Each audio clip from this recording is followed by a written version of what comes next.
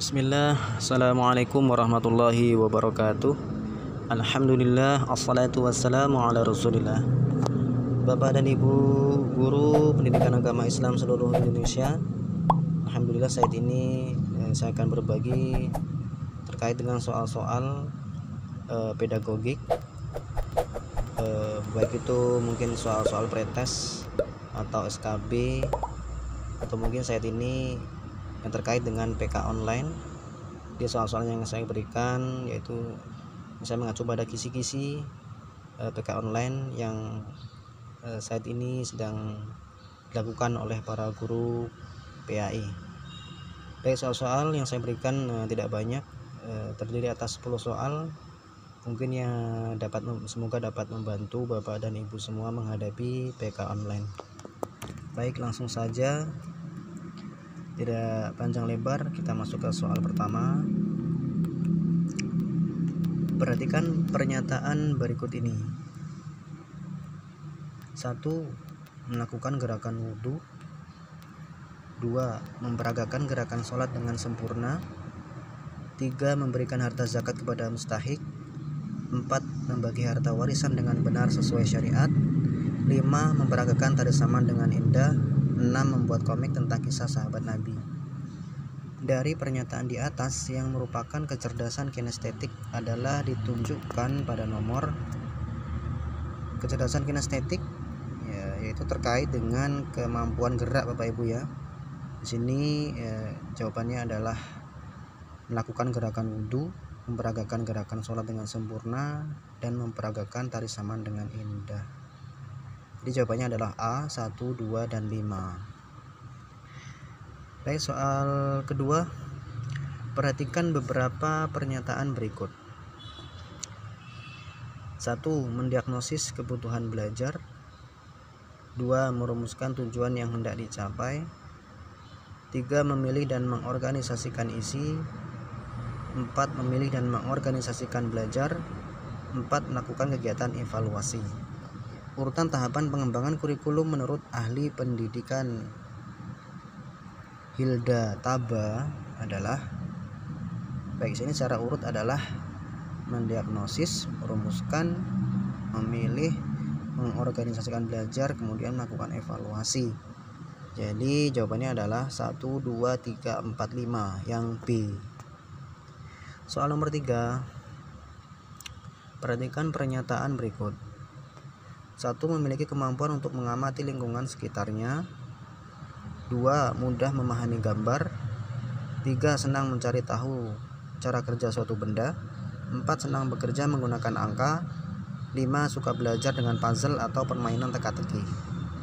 Pernyataan tersebut yang termasuk ciri-ciri kecerdasan logis matematis adalah, kecerdasan logis matematis di sini jawabannya adalah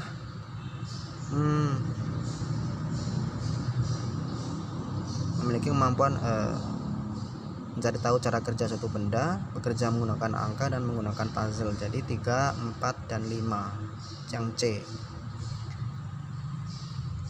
Soal berikutnya, soal nomor 4.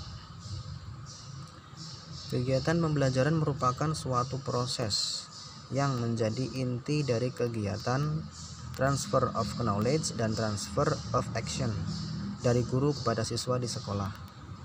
Kegiatan pembelajaran yang tepat dalam mencapai tujuan pengembangan PAI yang berkaitan dengan metode pembelajaran adalah, ini jawaban sini yaitu yang D, berpusat pada peserta didik. Bapak Ibu, mungkin jawaban-jawaban yang saya berikan atau yang kami berikan yang ada dalam contoh-contoh soal ini salah atau kurang tepat. Bapak dan Ibu semua dapat memberikan koreksi dan masukan ya. Tidak harus berpaku kepada jawaban yang ada pada contoh soal tersebut. Bapak Ibu dapat mencari referensi atau mencari pada sumber-sumber yang lain untuk mencari jawaban yang lebih tepat. Baiklah, kita lanjut ke soal berikutnya, yaitu soal nomor 5. Perhatikan beberapa pernyataan berikut. 1. Kondisi lingkungan belajar yang tidak kondusif. 2. Rendahnya kapasitas intelektual peserta didik. 3. Ketidakharmonisan hubungan keluarga. 4. Kapasitas belajar atau bakat khusus tidak sesuai dengan bidang pembelajaran. 5. Populasi peserta didik terlalu besar dalam satu kelas. 6. Mengalami sindrom psikologis. Pertanyaannya, pernyataan yang menunjukkan faktor eksternal kesulitan belajar peserta didik terdapat pada nomor. Ya, kuncinya faktor eksternal Bapak Ibu ya. Itu yang berasal dari luar diri peserta didik. Jadi jawabannya adalah 1, 3, 5. Jadi jawabannya adalah yang D, 1, 3, dan 5. Soal berikutnya, perhatikan pernyataan berikut. 1. Kiamat menurut teori geologi. 2. Pengetahuan tentang ayat makiyah dan madaniyah. 3. Hubungan qadha dan qadar dengan doa. 4. Waktu datangnya kiamat. Perencanaan pembelajaran yang berkaitan dengan pengetahuan konseptual pada nomor. Jadi perencanaan pembelajaran yang kaitannya dengan pengetahuan konseptual Bapak Ibu ya, itu pada nomor, jawabannya adalah 1, 2, dan 3, yaitu yang A. Baik, soal berikutnya, soal nomor 7. Perhatikan tujuan pembelajaran berikut. Pembelajaran pada materi iman kepada Rasul-Rasul Ulul Azmi dengan tujuan diharapkan peserta didik dapat menjelaskan keteladanan dari Rasul Ulul Azmi dengan baik dan benar. Rancangan kegiatan belajar yang tepat untuk mencapai tujuan pembelajaran tersebut adalah, sini jawabannya adalah D. Guru membimbing peserta didik mengidentifikasi keteladanan dari kisah Rasul Ulul Azmi, kemudian mendiskusikan serta presentasi hasil temuan tersebut melalui kelompok yang ditentukan.